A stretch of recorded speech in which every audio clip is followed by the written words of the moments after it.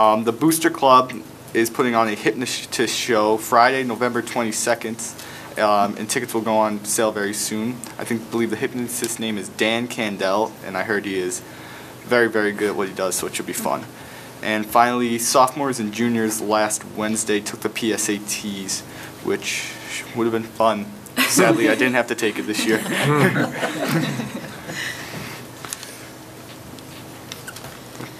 Yes. If I could just add one thing to the report that Nicole gave. The best position paper was actually written by Nicole Grabowski. The outstanding delegate was Alexis Rogi, and the honorable mention delegate was Lillian McPherson. And I did have the opportunity to go and visit. It was with the Wachusett and Auburn teams on Saturday, and it was a most impressive event. The kids making the motions, you would have thought you were in the official UN and watching this take place. So it was really great. Really great. Congratulations. Being very humble over there. I will now move on to these, unless there's any questions for our representatives, we'll move on to the superintendent's report. Thank you. We have, the first item of business is staying with the Model UN theme. There is a field trip request. Mr. Hanfield is here, and Nicole perhaps can answer questions to it as well. They took this trip last year down to George Washington University, and they are requesting this would happen in March, March 19th to the 23rd, for your permission to attend the trip again and participate in the program. Are there any questions? I'll make the motion to approve the AH Model UN trip to Washington, D.C. in March of 2014. Excuse me, 2014. I'll second that. Is there discussion? All those in favor? Aye. Aye. It is a unanimous vote.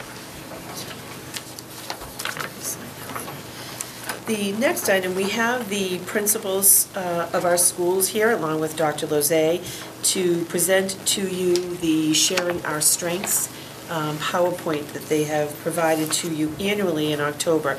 If you remember, Dr. Lozay and I presented to you back on October 2nd, so they are here to share with you some of the more specifics that are taking place in their schools, and it's because of their work and great leadership that we are making the progress that we are. So I believe Mrs. Kozik starts us off, so I will turn it over to them.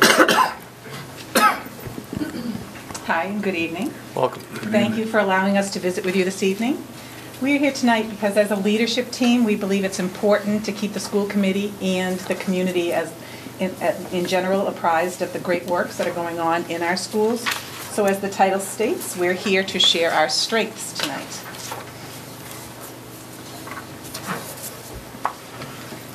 Responding to needs. As a district, we know it's usually better to respond than to react. Responding implies planning, forethought, and a course of action. Reacting implies impulsive actions, not always aligned to our end goal. Responding to data is not unique to schools alone. For example, decisions made by parents at home in regards to rule setting and expectations are most likely driven by data or observations. Parents, night after night, observe their child barely able to keep his sleepy head off the dinner table, may come to the decision that the little one needs an earlier bedtime. A child who is challenged by organizing homework and getting it back to school on time probably needs some help and parent intervention to learn some helpful strategies. In business and industry, results are data. To move a business forward and to keep it in the black, attention needs to be paid to all the little indicators along the way.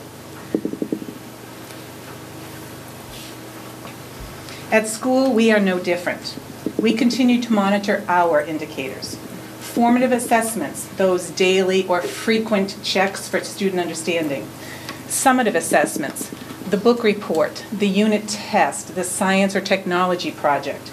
Regular monitoring of attendance, behaviors, lunch count, parent involvement.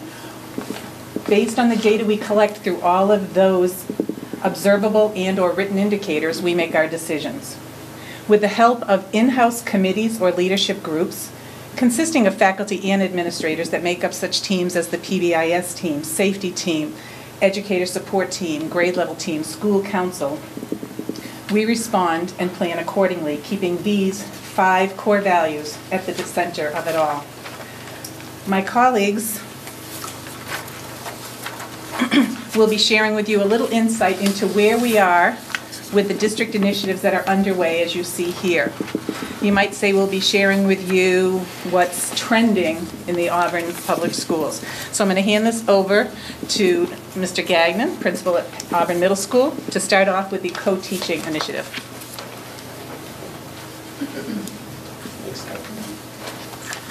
Good evening. I'd like to talk to you a little bit about co-teaching.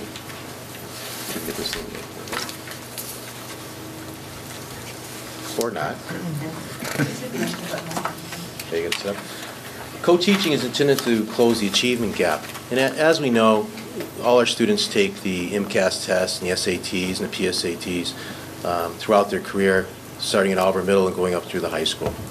The achievement gap started back in 1981 with the citing of the NCLB law, was to make sure that those subgroups, being special ed is one of them, that those students achieved at the same level as their peers. So what we've done under the direction and leadership of Dr. Lose is we've hired an outside consultant, Donna Simone. And Donna's come in for the past 2 years now and working with our 5 special educators and our 12 core teachers to get them to work together and share out where they enhance the curriculum with their strategies. We have the core teachers seamlessly working in the areas of their expertise with the co-teachers being the special educators, where one can now leave off a sentence the other one can pick up. We've also departmentalized our special educators and given them some professional development and some work in those areas of the core. So we have our math teachers in special education, they only co-teach with math teachers. And our co-teachers in ELA, they only co-teach with those that are ELA teachers. So it develops and helps their core content areas as well. The collaboration has been amazing. If you think of the content area being the core, the ELA, the science, the math, and the social studies, and the strategic experts being the special educators working together, where they both deliver curriculum and they specialize the instruction with study guides, with modified tests, modified homework. And it's very prescriptive. If you look at an IEP, it's called the service delivery grid. You look to that section of the service delivery grid, it specifically says what accommodations a student should have according to a team meeting that happens both at the beginning of the year, annually, and at the end of the year, when we summarize and we go forward to the next step. This sustained professional development has happened at the middle school now for the past 2 years. It's also being started last year and this year at the high school and at the intermediate schools. Thank you. Thank you.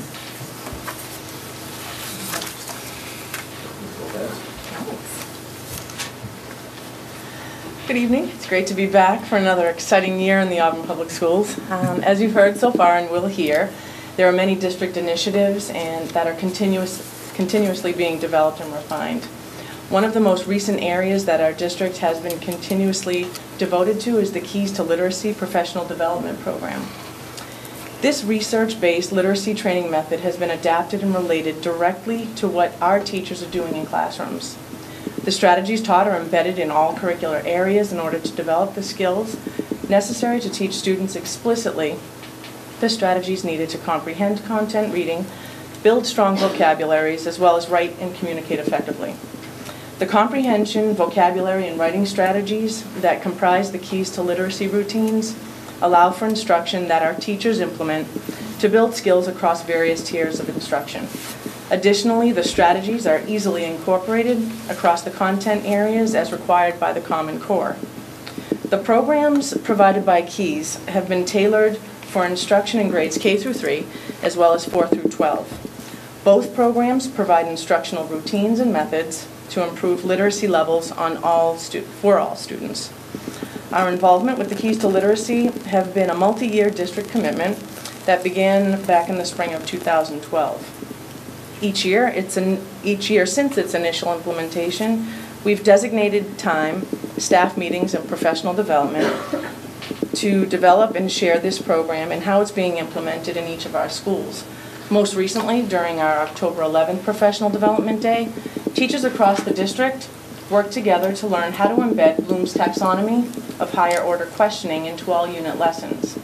Our primary teachers were trained at Bryn Mawr, while our intermediate and middle school teachers were trained at Julia Bancroft. The format allowed specific feedback and vertical sharing pertinent to each grade level, as well as consistency that we can see across the district. All of our faculty and recently instructional assistants have been part of the KEYS training, and the initial training included how to teach the instructional components of each of the programs. Through practice, teachers have had time and assistance to generate lesson plans, classroom activities, and program strategies. They've shared these with colleagues during staff meetings, now during weekly PLC time, and more formally on professional development days. We're now at the point of establishing cross-district small group sharing, meeting with teachers to discuss the successful practices that we're seeing in each of their classrooms using these strategies. The strategies have been broken down to 3 subcategories, the first of which is the ORQ strategy. It's a systematic approach of answering open response questions. It's helped our students learn to remember the content by analyzing, synthesizing, and then summarizing information to improve their writing.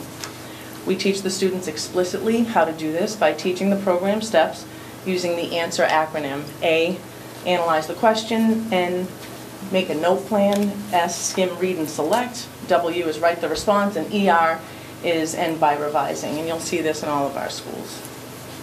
The second part of the KEYS training focused on comprehension strategies and is used predominantly in grades 4 through 12. The routine has provided direct instruction and multiple opportunities to practice skills, to determine main ideas, use of text structure, top-down webs, 2-column notes, and summarizing, and the last of which is question generation that the students use Bloom's taxonomy of higher order questioning themselves, giving back that content. Sounds wordy, but it's actually, the way it's introduced is pretty engaging. It involves a lot of creative thinking and peer dialogue. Finally, the KEYS vocabulary building emphasizes the integration of vocabulary in all content areas. The approach uses both direct and indirect teaching of vocabulary. Teachers use hands-on experiences to provide direct systematic instruction of specific content vocabulary, as well as how to select the most appropriate new words to build into their content material. It emphasizes the need to teach words in relation to other words, analyze word structure, word parts, including prefixes, suffixes, and common roots. It also includes the strategies to determine context meaning, and finally internalizing the vocab. In closing, we've been very fortunate as a district to have had this opportunity provided to us as educators, so that as the leadership team, we can continue the work of strengthening all of our students' literacy by refining the practice used by our teachers and share our successes with colleagues throughout the district. So at this time, I'd like to introduce Principal Chamberlain, who's going to speak to educator evaluation. Good evening. Thank you for having us all back. Last year at this time, I once again spoke to you about the educator evaluation model that's been adopted by the Auburn Public Schools. And at that time, I talked about a pretty extensive rubric that's used in the process, the self-assessment, the goals that were set, and the process that we as administrators went through for unannounced visits. At that time, we had a little over 50% of the professional staff in the Auburn Public Schools that were for which this model was being utilized. This year, at this point, we are at 100% of our professional staff who will go through this process in each of our schools.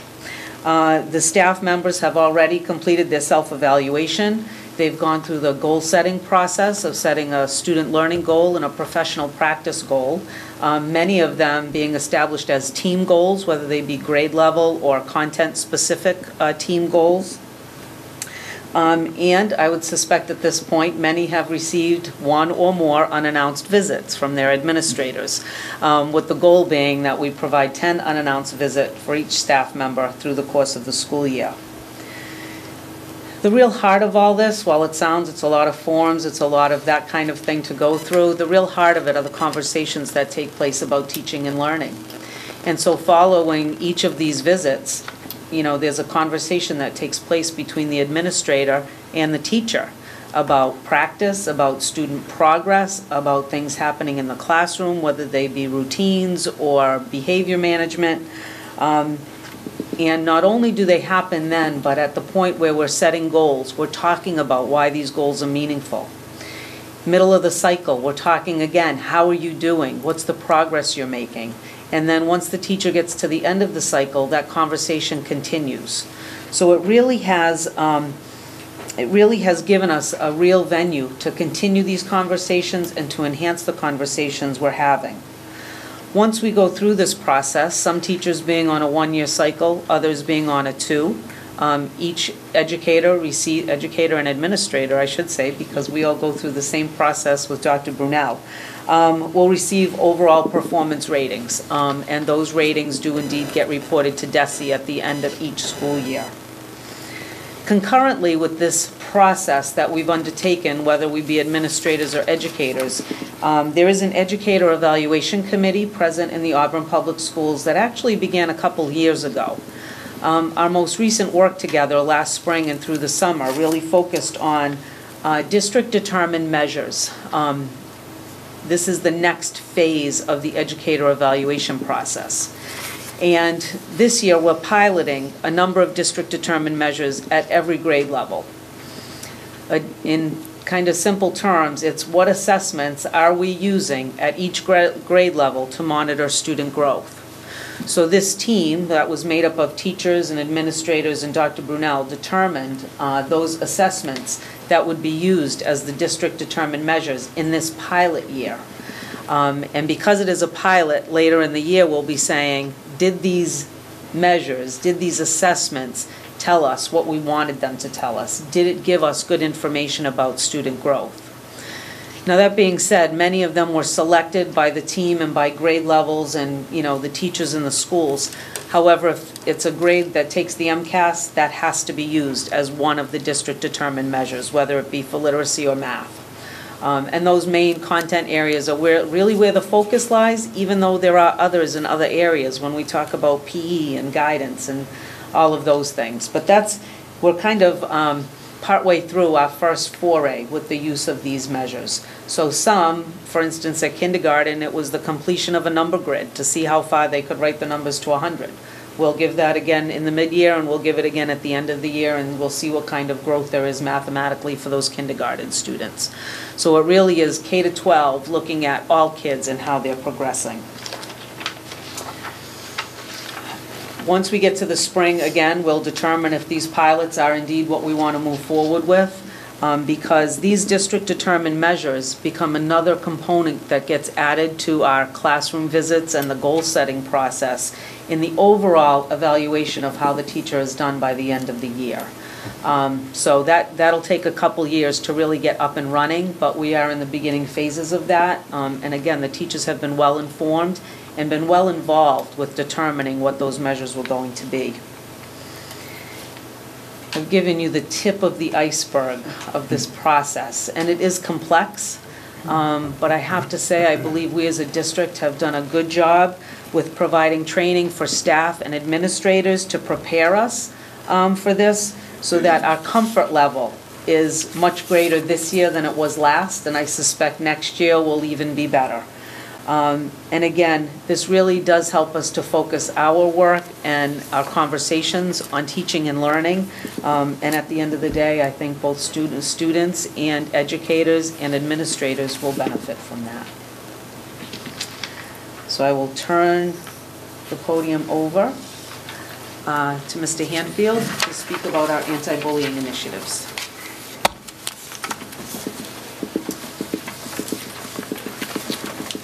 Good evening, everyone. I too would like to thank you for having us back. With respect to anti-bullying initiatives in the Auburn Public Schools, from a district standpoint, we have a district plan that's on file that can be accessed through our homepage. And what you'll see and what I'm going to talk about next are some of the different programs that are in our buildings that are reflective of what we talk about in our district plan. In our K-2 schools, we have a program called Second Step. It's a program that teaches our kids to the skills they need to be successful both socially and academically. It's presented in a way that's developmentally appropriate so that we can teach our kids at those levels kind of core social emotional skills such as empathy, emotion management, and problem solving. And there's also a developmentally appropriate bullying prevention unit as well as part of the Second Step program. In our intermediate grades 3 through 5, we have a Steps to Respect program. The Steps to Respect program has a dual focus on bullying and friendship. It's designed to decrease bullying at school and to help foster supportive relationships with each other. The roles of children who bully, children who are the targets of bullying, and the bystanders are also addressed with our kids in classrooms.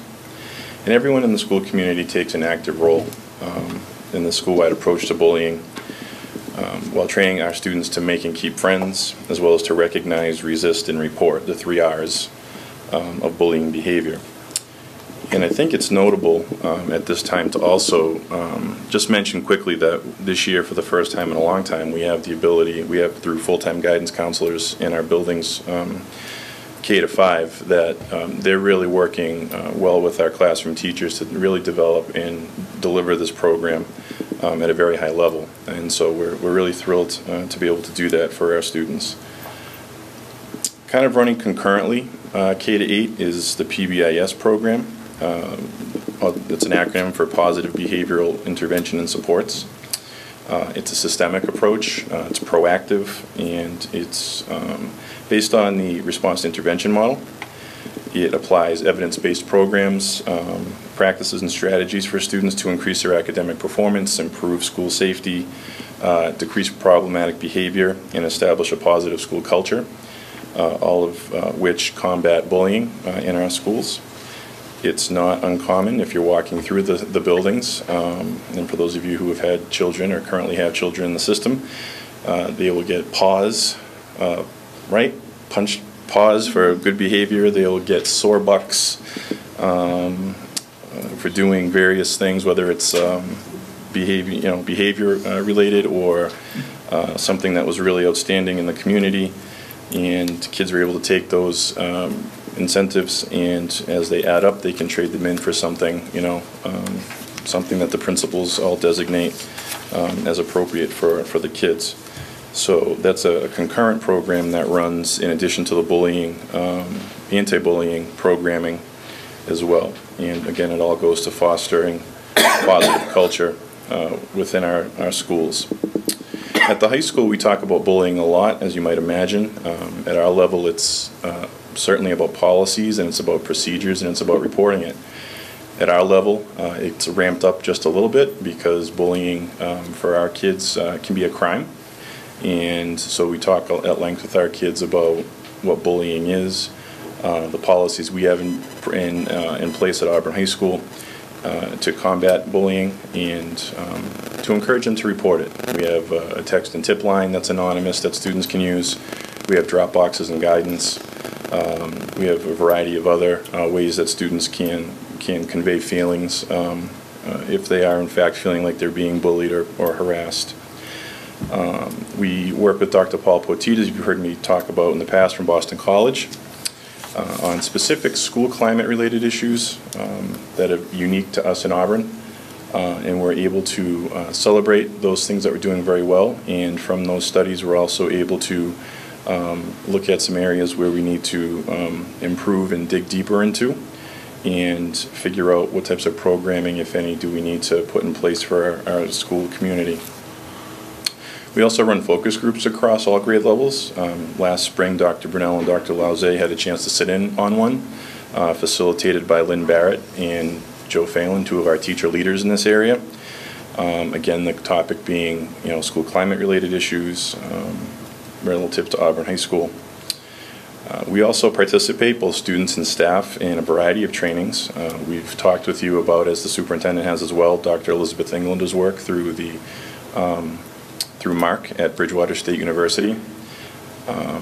And we also attend such trainings such as Martha Coakley's training on anti-bullying that was recently held at the Worcester Technical High School. And myself and Ms. Donahue, who's not here this evening, We also run trainings for our faculty around these issues, around bullying issues as well. One notable change to the law this year was language inserted that held coaches, administrators, teachers, and really any adults in the school community who either know about bullying or could be considered bullies themselves can also be, I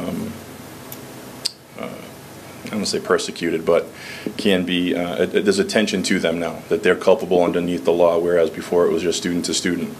If there's anything that looks like it's adult to student type of bullying, that's in the law now. And so we had some trainings about that at the start of the school year and what that law meant for the adults in our building. As you heard last year, we have students go off to many different types of activities. Last year, Ashley Fairbanks, who's now at Holy Cross, and Lynn Barrett, who I just mentioned, came to talk to you about the Black Oak Bullying Day that they run at the high school, as well as attending a Taking a Stand Against Bullying program. And we'll be sending kids to that again this year in a joint effort with the middle school. We'll be sending approximately 17 students from both buildings to go and be trained, if you will, and come back to our respective buildings and help plan some programming for our kids around bullying. And then many of our students also participate in the CARE program in the elementary schools. Our kids will go and lead focus groups in a scaled down version with fifth graders, but they'll talk about a variety of issues from bullying to being good community members, etc. The younger kids definitely see our older kids as good role models and hang on every word that they say. And so we like to employ them as tools as well in the younger grades to foster, good school climate, to foster appropriate behavior, anti-bullying, etc. So there's a lot going on, in the high schools as well as the other schools around anti-bullying. We take it very seriously. And I think it's evidenced by what you've heard tonight, as well as if you look at our district plan online, it's fairly comprehensive. So with that, I will turn it over to Mrs. Chase to talk about the strategic planning process. Thank you, Mr. Hampfield. Good evening. Another initiative underway in the Auburn Public Schools is the strategic planning process. Our goal is to develop a new strategic plan that will be the blueprint for the Auburn Public Schools for the next 5 years. This district-wide initiative will use a World Cafe model to bring together a cross-section of people from the schools and from the Auburn community at large to engage in important dialogue about the schools and to create a shared vision for the future. Using this World Cafe process, we will attempt to answer this guiding question: how will the Auburn Public Schools continue to evolve to ensure that our pre-K through 12 students are prepared to meet the challenges and opportunities of a changing world? That might sound a little familiar, as it's part of our mission statement. The World Cafe is quickly approaching and will take place on Saturday, November 16th at Auburn High School. Community members, along with school personnel, have been invited to begin this critical work. Key areas that have been included in our current strategic plan include curriculum, professional development, technology, leadership, facilities, community outreach, and public relations. And it's likely that these areas may be discussed as possible components of our new plan as the schools and community members collaborate on this important task.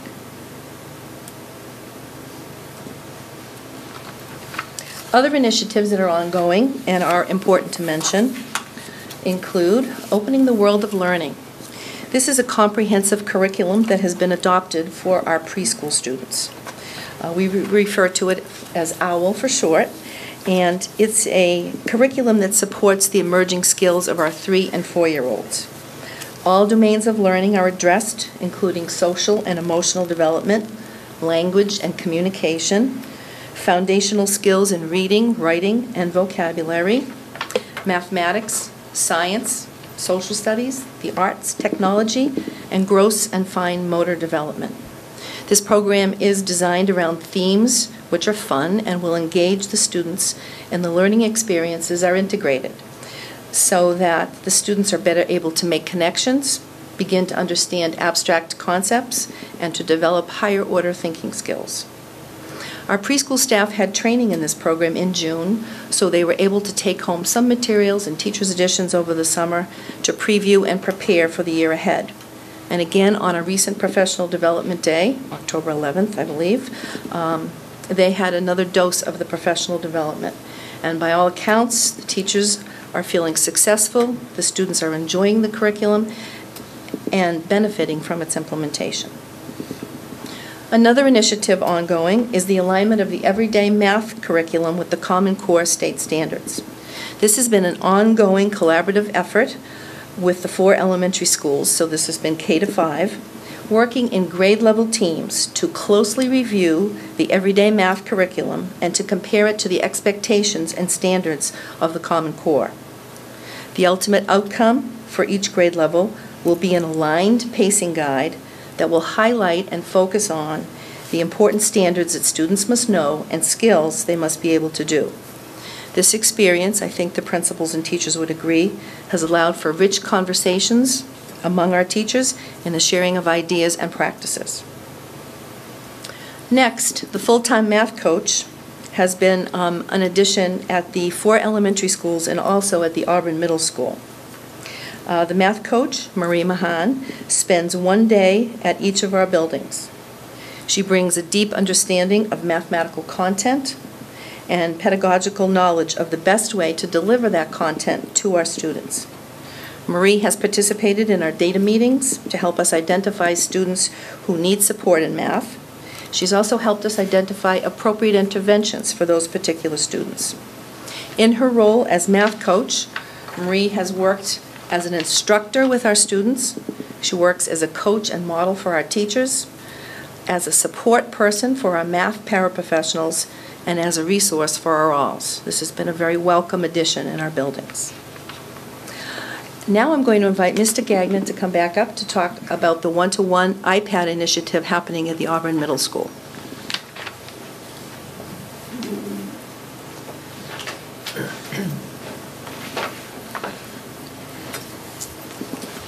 Good evening.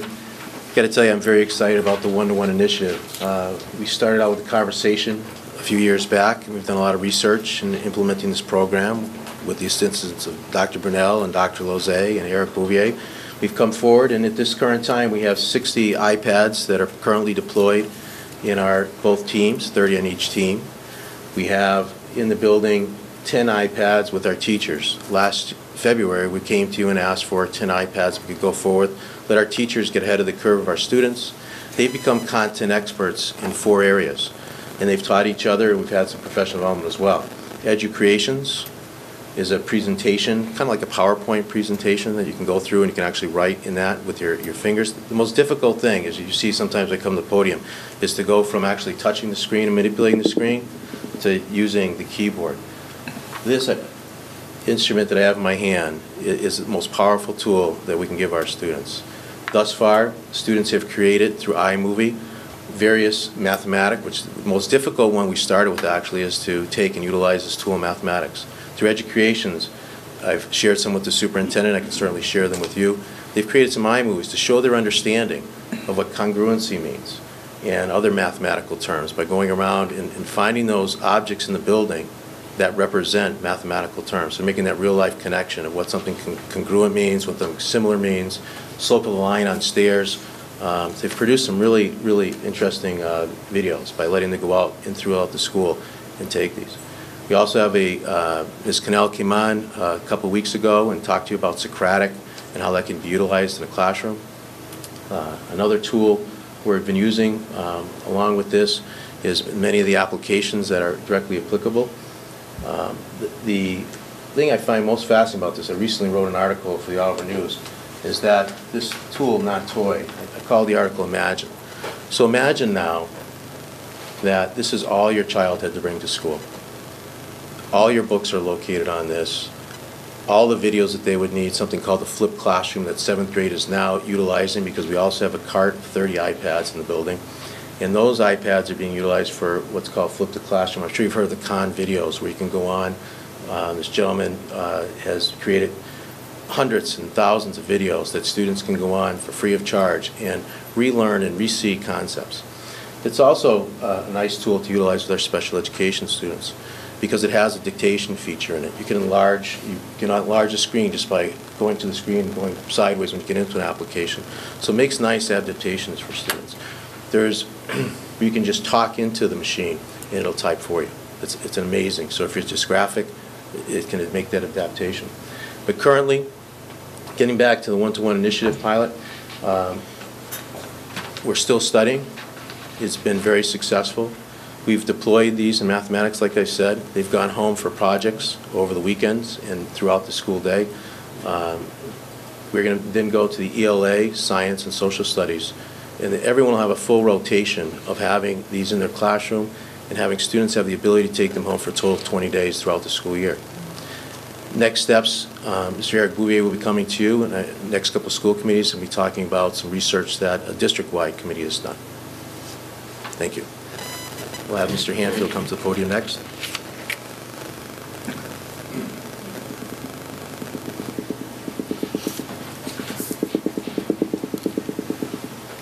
Just real quickly, there's a lot of things going on at the high school, but it's almost that time to start thinking about accreditation again. The NEASC will be visiting in 2017, and so that puts us at about 3 years or so away, a little over that. And there's a lot to do. It's quite an intensive process. NEASC has recently changed their standards as of 2011, and their standards are more closely aligned with global education, 21st century skills type of work, which actually lends itself perfectly to what we're doing at the high school and have been doing for a number of years.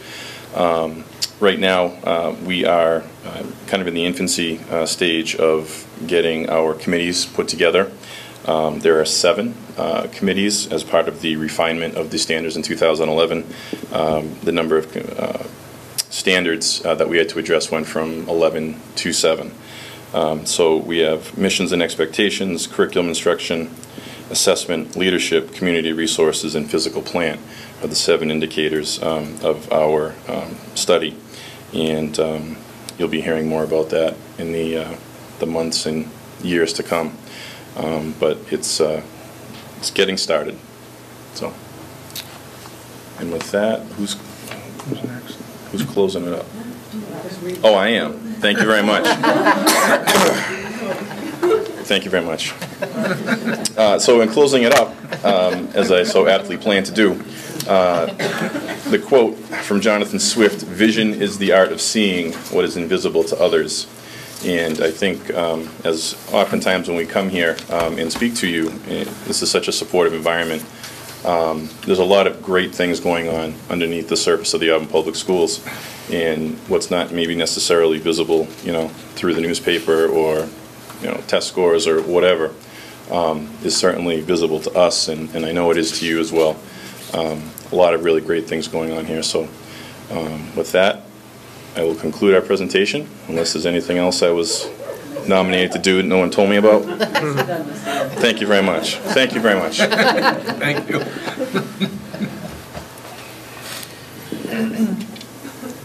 Anyone have any comments? Or? I was just going to say, nice presentation. I don't really have any questions. Fully aware of everything that's going on, so it's exciting to see. I have questions. Sorry. If you do, you got to ask Casey. 3 things that I kind of honed in on. Two that were really pretty easy, but then another one was a little bit more involved. But I can remember when the Everyday Math program was introduced in Auburn. I don't know how many years ago it was. It's been a long time. But do we get help from them to help us kind of align with our core state standards, or we do that ourselves? That would be work from the publisher, you mean? Yeah. No, that would be work we would do internally. Okay. Do you want to address? Yeah. Does that question even make sense? Because when it was introduced to us, it made it sound like it was sort of a collaboration between them and us, and they were telling us what a great program this was and sort of sold us on it. So maybe as you're saying, publisher, now I kind of feel like that's certainly not something that we would ever get help from them with, so. They help us a lot with professional development. A few years back, we had them back out again because we had a lot of new teachers to walk them through the program with them. In terms of the alignment piece, our teachers are doing that work themselves. However, they do have some resources that the company has published in terms of how it aligns with the Common Core. Okay, so isn't so Okay, it made sense. And then discussed with the Khan Academy, do all of our students, at least at the middle school and high school, are they all aware of that, of that tool that they can use? Because that's fantastic.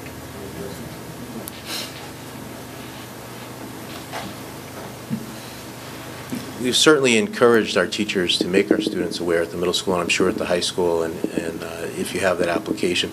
But we also have two of our teachers, Mr. Bastian and Ms. Moran, who are developing their own Khan Academy through a book that I had asked Mr. Bastian to read called The Flipped Classroom, which was through our Marshall memo, was a recommendation. So they're experimenting with that now with the iPads to go forward. And but all students should, and all parents that are watching tonight, you should take a look at the Khan Academy because it has many, many concepts in math and science from middle school all the way up through high school, the most difficult courses. Yeah, it's fantastic. Yeah, it is good.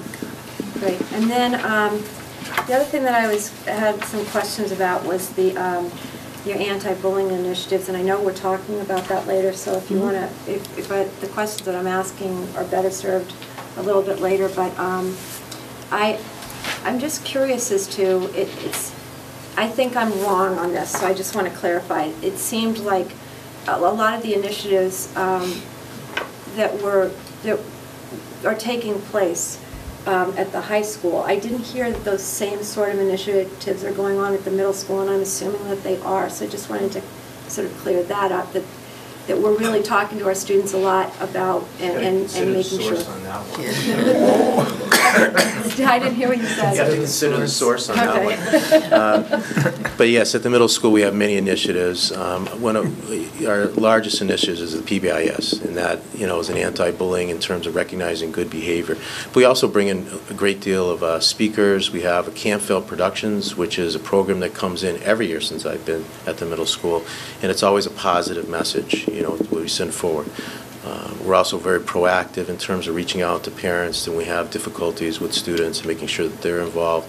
We have what's called an EST team. I know we have a lot of acronyms, but that team meets. We just met this morning, and it's myself, the guidance counselors, the assistant principal, our psychologist, and our team leader. And we discuss students, on all different levels, but that certainly comes to the table. And before you sit down, so I was looking over the anti-bullying piece that we have in front of us this evening, the bullying prevention intervention plan. Yeah. And it does talk about surveys, and I was curious as to whether or not we do sort of do, what, lack of a better term, sort of an exit survey for any students that are leaving. Mm-hmm. Are they leaving because they feel like they're being bullied and then they need to go somewhere else because it's just not working here for them? They need to get out of this atmosphere. Are we well aware of those students that are leaving for those reasons, and what do we do? I think that, so the surveys in here that were referred to are the ones that we do on a biannual basis, and we survey parents and students, as well as our staff members. So if we are made aware of a student who a parent makes a decision to transfer, and I think that would be done on a very infrequent basis, we would certainly reach out and try and best understand it, because it's always about continuous improvement, but it happens very, very rarely, if ever. Okay. And then if I can just ask one more question.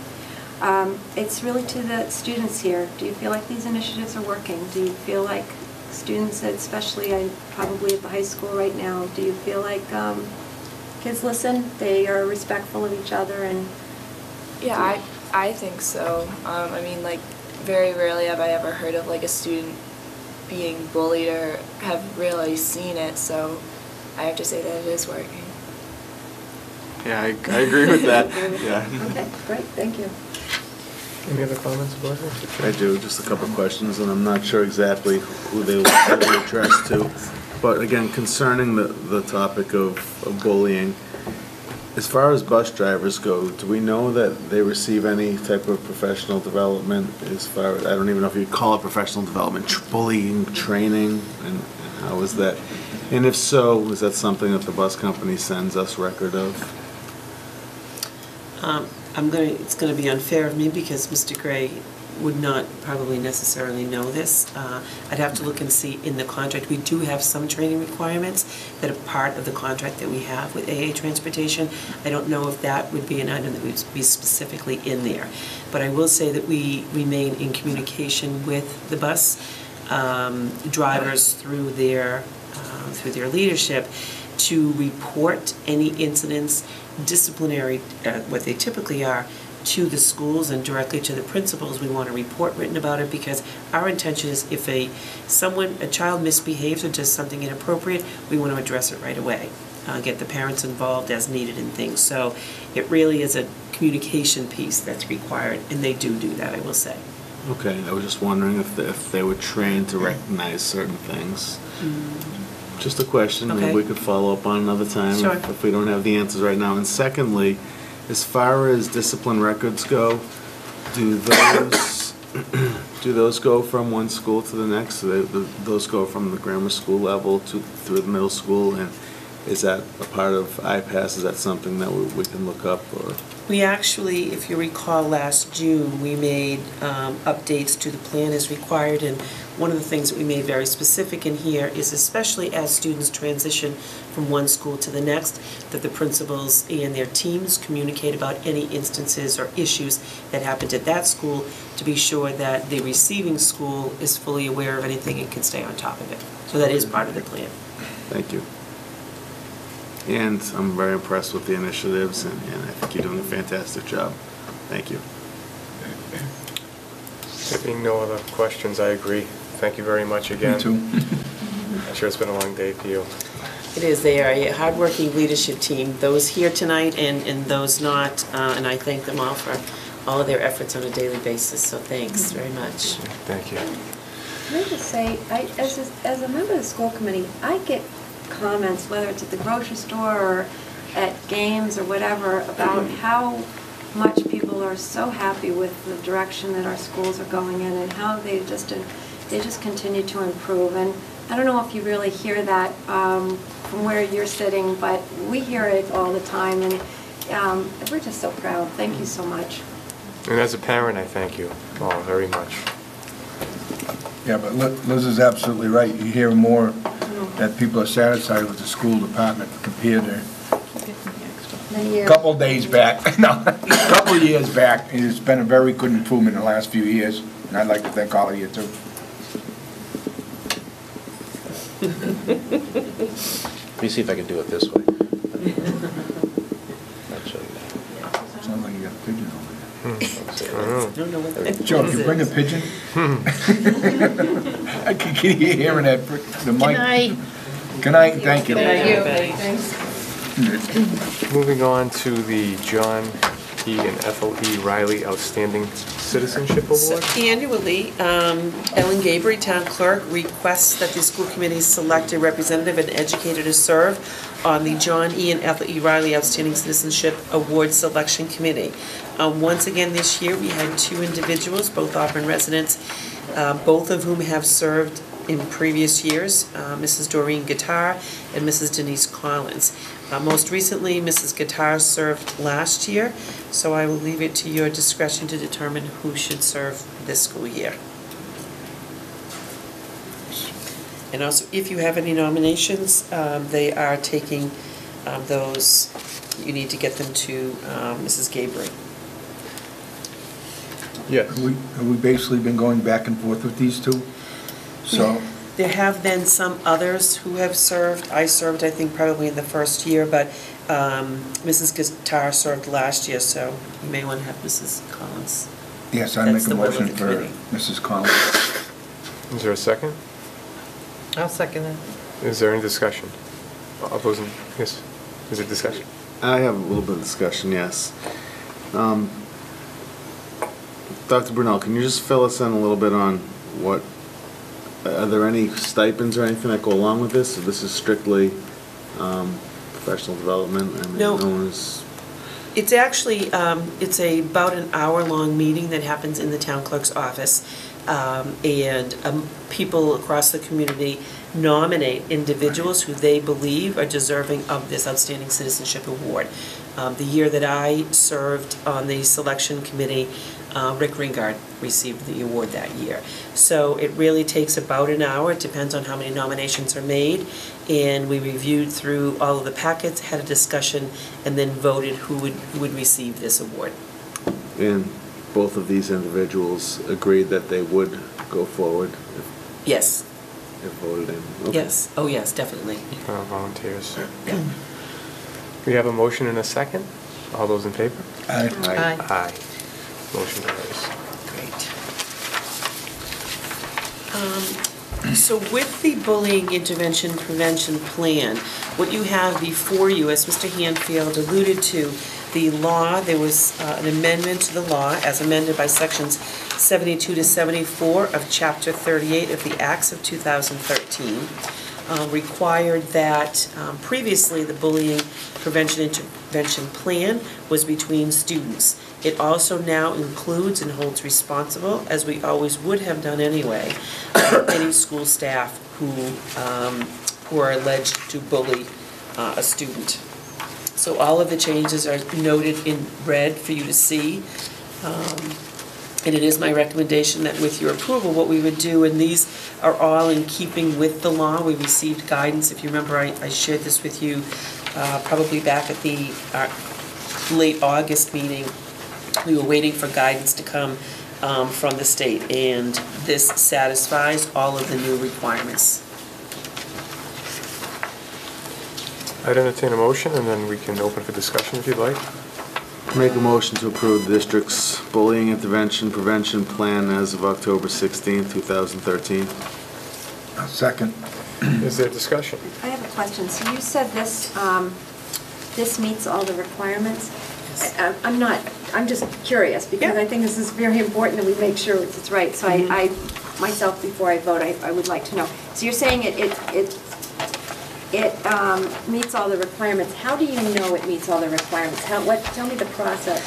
What the Department of Ed did, so once this law was passed as part of the Acts of 2013, DESE, the Department of Ed, was then charged with coming up with a model plan that they sent out to districts, along with a checklist that we went through to say, did you include this piece? Okay. Really, overall, the change came in adding that school staff and explicit language around that were also included as part of this plan. So that's really the crux of it. There were some additional definitions that needed to be added. They gave us this exact language, school staff, what aggressor was.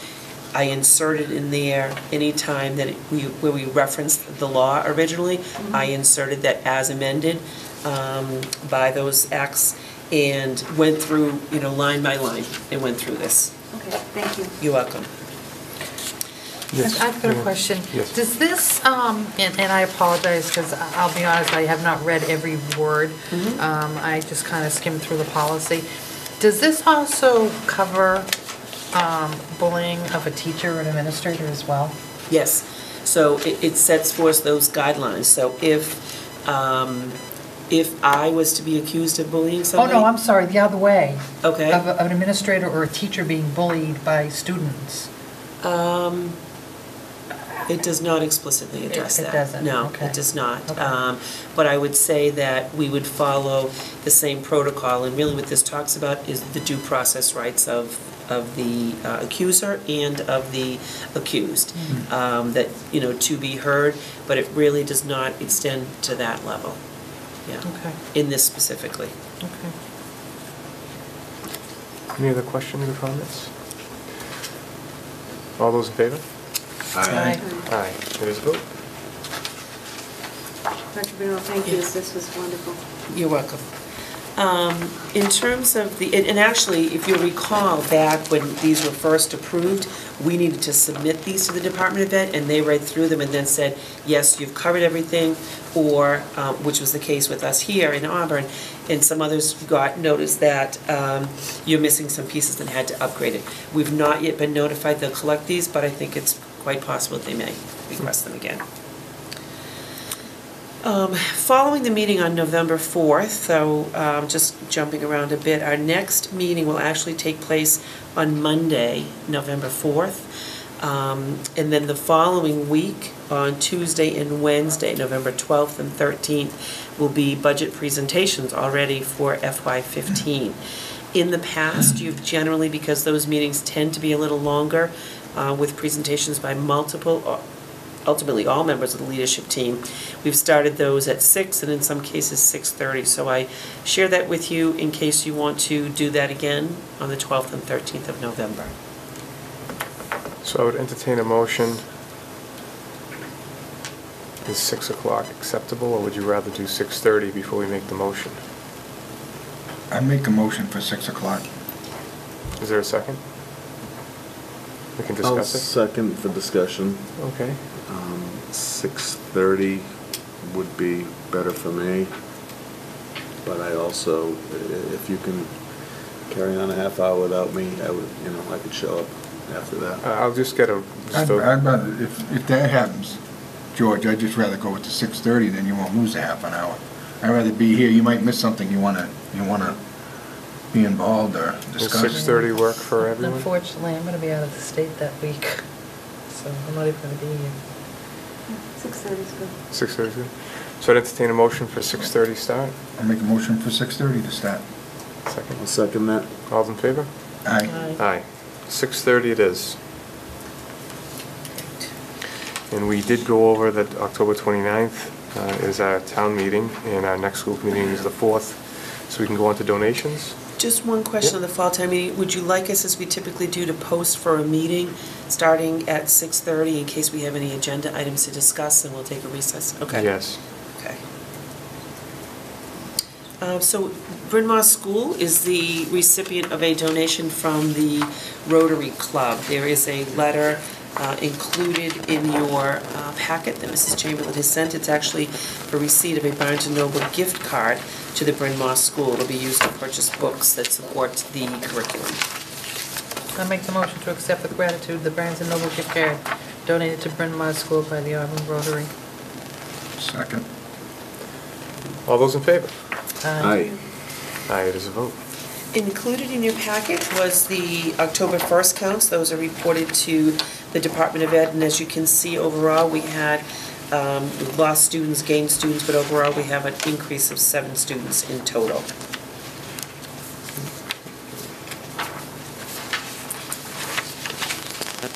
As I said, the next school committee meeting is Monday, November 4th. And then the other item I shared on here, I've recently been asked by the Superintendent's Association's Executive Committee to serve on the MASS School Finance Task Force. I've actually shared documents with you. This has been an organized group in the past, and they bring on new members on occasion. We've shared some of the information around unfunded mandates in the past and really looking at the Chapter 70 formula. So I am honored to have been asked to serve on this, and we actually have our first meeting on Friday out in, I believe it's in Lexington at Minuteman High School. So I just wanted to make you aware of that. I would be participating. Very nice. The tree plantings at the high school, under the direction of Karen Aries, and Mr. Fahey has been helping to coordinate this, is through the Worcester Tree Initiative. And they're actually, some of the trees that had originally been planted with the Asian longhorn beetle issue did not survive. So actually posted on our Facebook page, we have photos of students actually planting some of the trees. That took place, I think, about a week or so. Or maybe it was just on Friday, so the 18th, right. So in total, there'll be 20 trees. They've only planted 10 at this point. But I would ask that you accept that donation so that we can send them a letter of thanks on your behalf, the district's behalf. I'll make the motion to accept the donation of approximately 20 trees at Auburn High School from the Worcester Tree Initiative. Second. Discussion? All those in favor? Aye. Aye, it is a vote. And finally, a date has been selected for the second annual Mini Relay for Life. It will be on Friday, June 13th. And again, I thank the 4 coordinators, Marjorie Craver, Ally Donahue, Tammy Bailey, and John Bastian, who did just a tremendous job. Those are the local ones. They worked with Megan Hobsummer as well, but very successful event that they plan to hold again. Looking forward to it. Yes. Can we go back for 1 second for a question for the enrollment? Would you mind? Sure. Can you explain why we have an additional 25 people at JV?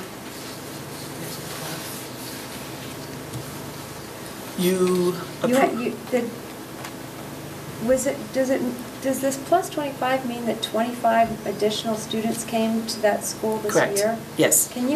Do you have any reason? There really is no reason that I couldn't cite. If we looked back, but these are new kids that came. Right? No, it's just a difference. Oh, so the it's a second different grade class. students, when they came up, see, we've added another class Okay, at JV. I was wondering why Yeah. so many people, suddenly there was an additional 25. But Okay. I will tell you, it's hard to explain on any time. If you remember earlier this year, or maybe in August, I think it was at Packagug, they had 10 new students, and they all happened to be in 4th grade. So it just happens that way sometimes. And the fact that this high school is down 33 people, is that pretty normal, that 33 people are? We're seeing that anticipated slight dip, but I expect that in probably the next 3 or 4 years, you're going to start to see that creep up again. Okay.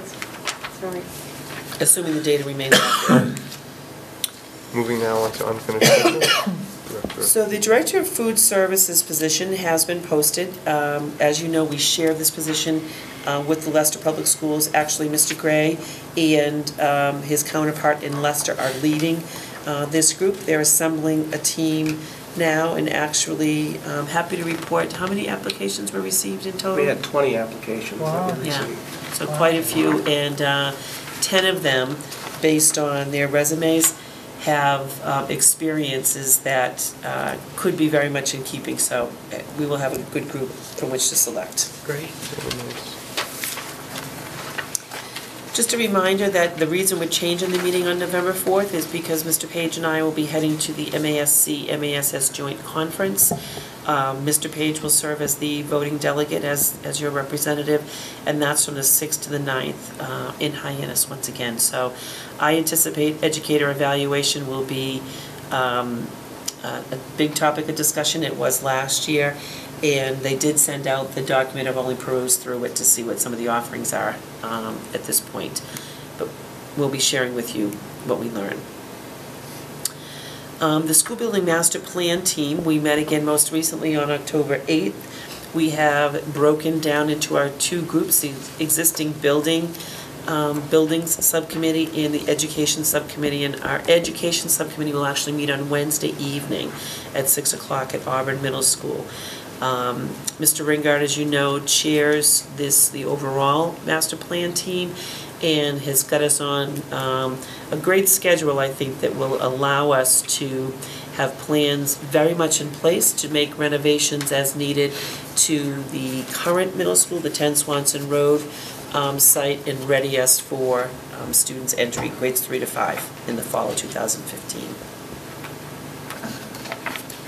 And then in terms of the SBC update, through the work, and I thank again the SBC for spending a Saturday here as well as a Tuesday evening interviewing 7 construction manager firms. The vote actually was taken at the most recent meeting, just prior to that I should say, that Fontaine Brothers, they were the same construction firm that built the high school. Dale Caldwell from Skanska, myself, Mr. Kazanovich, and Town Manager Jacobson met this morning and approved the pre-construction contract that is in the works of being generated.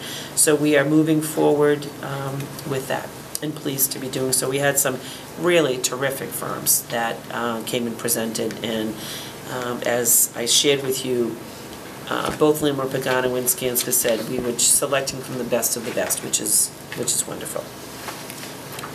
Moving on to new business. We had recently, very recently, I was up actually at Packagug today and got a chance to meet our newest student who is enrolled in our intensive special needs program. His IEP that came with him requires that he have a one-to-one child-specific aid. So I am seeking your approval to post for this and move forward in getting one in place right away. We're using a substitute. I'll make that motion. I'll second. Is there discussion? All those in favor? Aye. It is a vote. Custodians The contract. custodian's contract, a letter is, a memo was in here from Ed Pellickman, who is the business agent for the Teamsters Union Local 160, notifying that they are anxious to begin negotiations. I will share as an aside, the other two groups, and I know we had talked about trying to cluster them, the other two groups that I think that may work with are the instructional assistants and the secretaries, neither of which we've heard from yet, but both are aware that their contracts are expiring. It would be my recommendation, though, that we have a representative to serve on the custodians group that I would suggest we do individually. I'll nominate Mr. Wayne Page. I'll second that. Under discussion, all I will say is it's hard to believe that we're back again at the table with the custodians and secretaries. I remember that's when I started, that's where we began. So I wish you success again, as you were last time. Well, this is just for the custodian one, This is right? just This for is the just custodian, custodian. yes, Custodian yes. one, yeah. All those in favor? Are you willing to accept the nomination? Okay. Yes. Okay. Aye. It is a vote. We will send them a letter notifying them of that and then start to work out dates, and I will share with you at an upcoming meeting the contract to get some direction from you. Thank you for volunteering. No problem. I did include at your seats my I'll educator. get Leanne back. I just know how much you enjoy it, that's all. My educator plan, which is part of the Ed-Eval process. So you've previously approved my goals, and I basically just wrote down the steps that I intend to take to ensure that I do in fact accomplish each of these. As I try to regularly point out, all of these will be accomplished through the efforts of many, certainly not just myself, and I thank the leadership team for their continued work in cooperation. I'd entertain a motion. Make a motion to approve the superintendent's educator plan. A second. Discussion? I will just say it's very well written and good luck. Thank you. All those in favor? Aye. Aye. Aye. Oh, yeah. And the Facebook page is alive and well for those of you who have not checked it. We I have saw the people kids with liking the it, trees. right? That's the trees right. are there, Very inviting nice. you in. So, and then next, in terms of school nurse substitute, so I have meetings regularly with people from across the district, and the school nurses have been increasingly concerned about the challenge in getting substitutes to work. Part of it is, I think, that we have in some of our schools, and I think this is a credit to all of you and to us as a school district, that we have some students who present with some pretty substantial medical needs in our schools.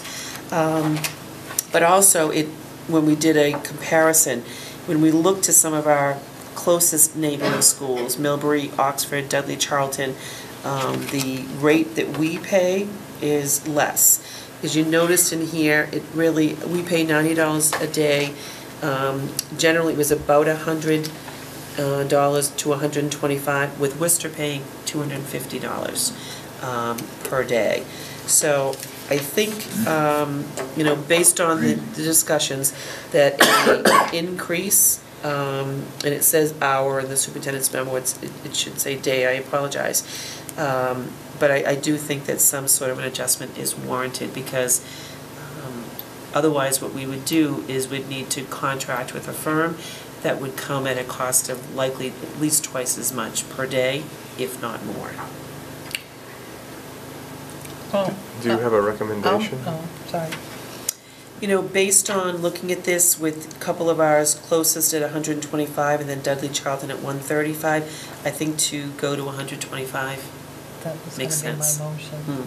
Was to increase it to the 125. Would you like to make that motion, then we can... Yeah, I'd like to make the motion to approve the increase in school nurse substitute rate to 125 a day. I'll second that for discussion. Yes, George?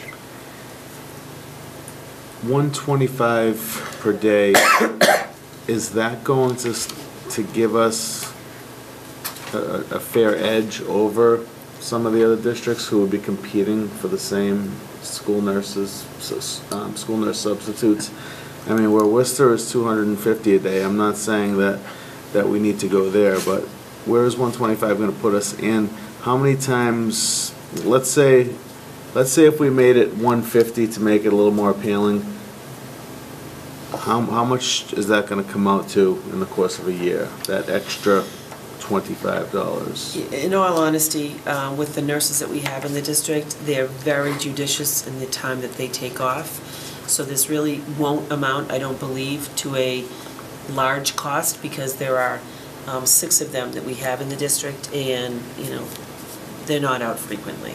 Well, that's kind of my reasoning behind this. I don't think it would cost us much more to make it that much more appealing. And I don't know how the rest of the board feels about that, but I don't think that $25 times, let's say, 8 times maybe, 10 times? Yeah, I'm going to go possibly, on yeah. a limb and Yeah. guess. Yeah. To assure that we have someone in place, because to not have someone on that day that we might really need them could be an issue. Yeah, but you're excuse me, George, through the chair. You're saying do 150, right? But you're actually adding it from the 90, so that's $60 extra a day instead of 25. Well, I'm just saying 25 more than Right. than what someone else had recommended. Well. Yes. So I'm curious, I'm glad that you did this comparison. I guess I would want to know, is it at 125 a day, are they having problems? Because I don't know that it's the $90. I wonder if you've got nurses that just aren't out there, they've got jobs and they aren't out there doing this. And so is even 125 enough to lure somebody in for, you know, a day? We had that discussion because that was one of my questions. And most recently I saw in the Sunday paper, Millbury was, had posted for school nurse substitutes. I think part of it is at these rates, they can't compare with them doing per diem work at a hospital, those who want to.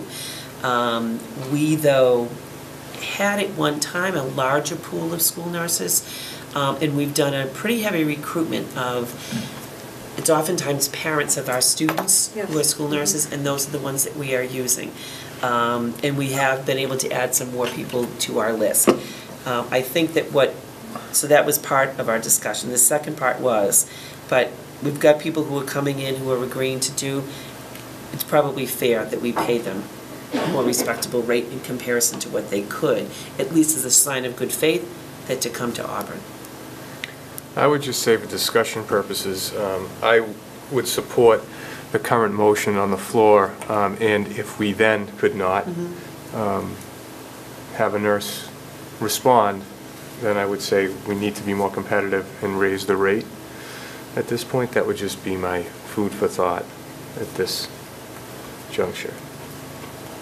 But if someone wants to amend the motion, that's... Through the chair, I would I would agree to that and say that we keep a close watch on it for future meetings if need be.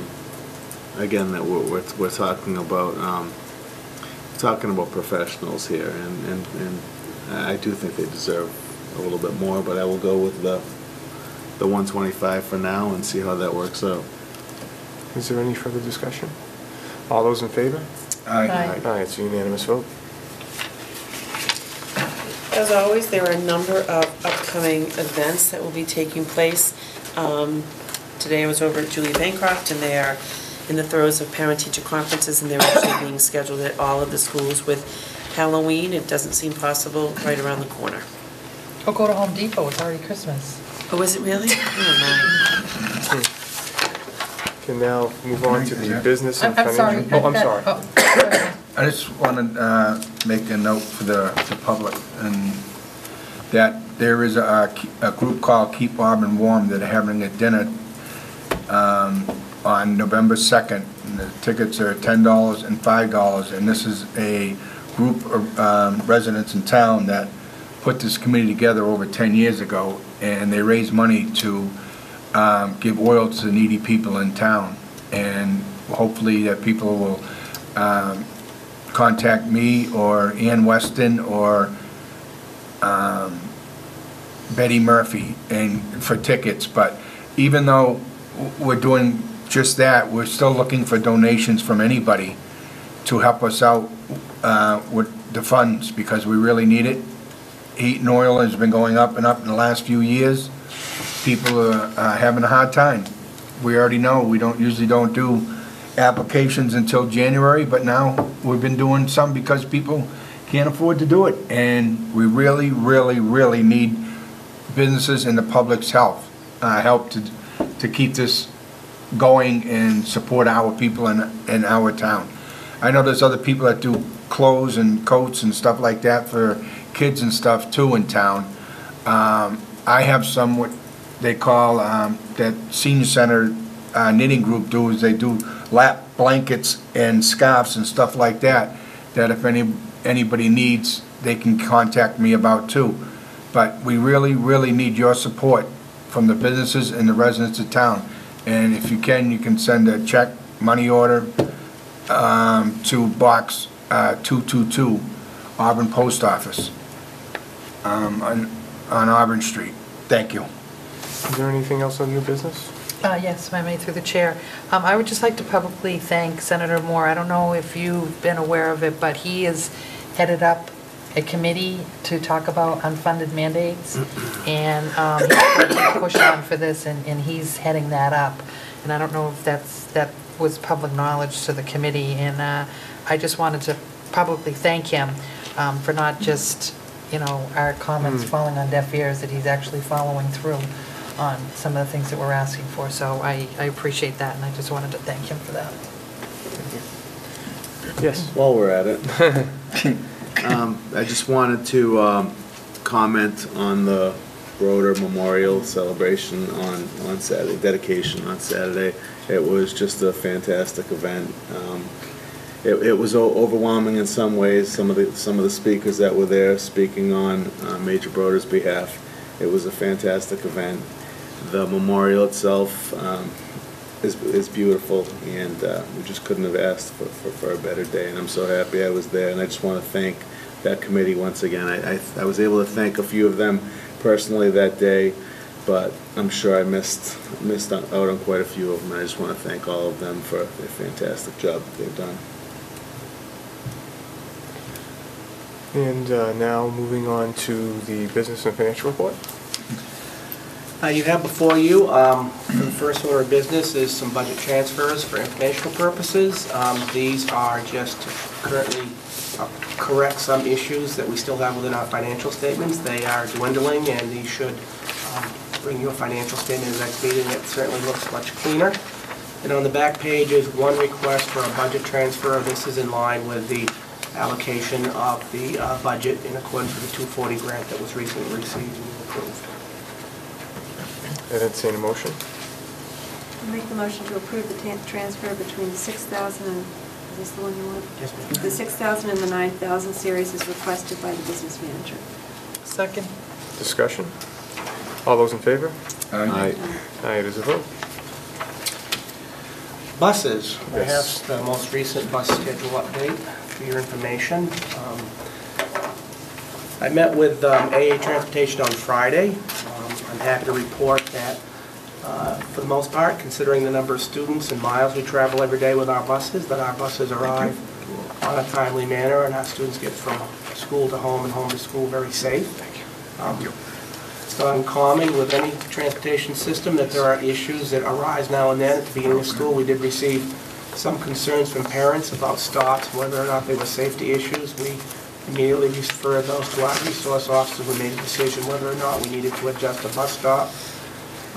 Once again, with the number of students we transport every day, there have been ongoing discussions regarding times.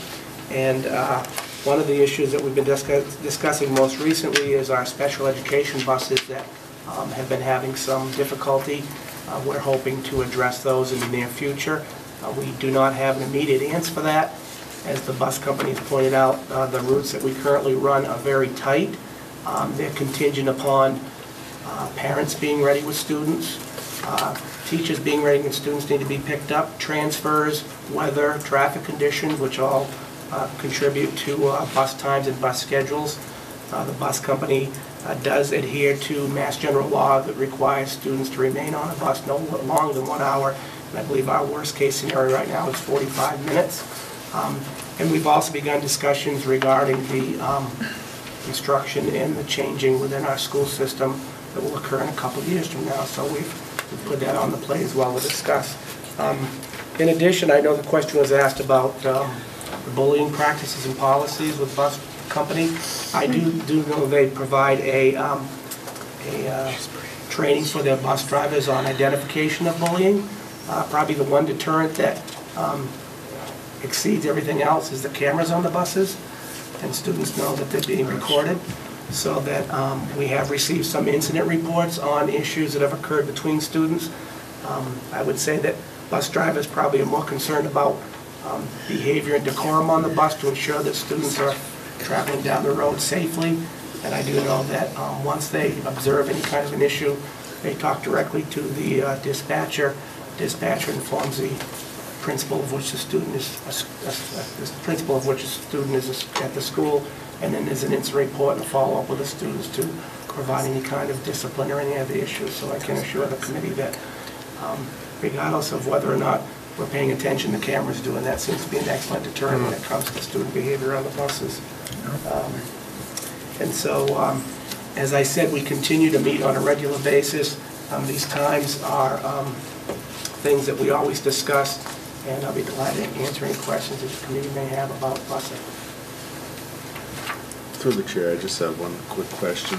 As far as the procedure for setting up the new bus routes when the construction is complete, how does that work? Do they come to you with a plan? Do they draw something up, come to you, and have you check it? Or is that something that we do as a district? I think it'll be done. My own personal opinion is, in the past, when I've worked in situations like it's something jointly, because we have to look at student movement, we have to look at the reconfiguration of the district as a whole, because it's not just affecting one student at one school.